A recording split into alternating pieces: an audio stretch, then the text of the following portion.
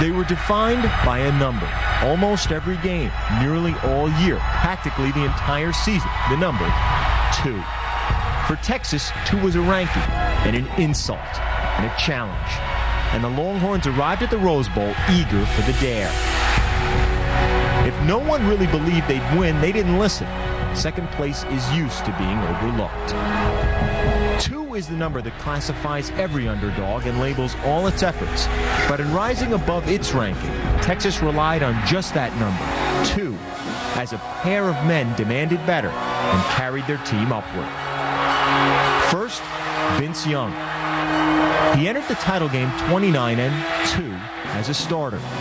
He ends this season with the same number of losses and one defiant, timeless win. When he failed to claim the Heisman, finishing second, of course, in the voting, he struggled to be gracious in deferring to Reggie Bush. Well, national champions defer to no one, and victory provides its own moment of grace. Second, there's Mack Brown. He was the coach who would always be considered second, behind Darrell Royal. Brown has coached in Royal's shadow, literally, the 81-year-old statue looking over the fields in Austin.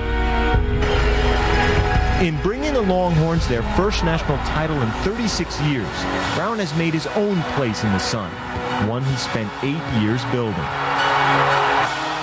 All have hailed Pete Carroll as the masterful leader, mixing great game planning with a vibrant touch.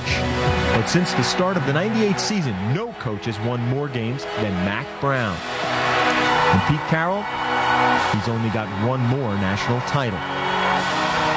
For Texas, conquering the Trojans leaves them in the place they reached for, the place they said they belonged, and no longer number 2 in the only poll that really matters.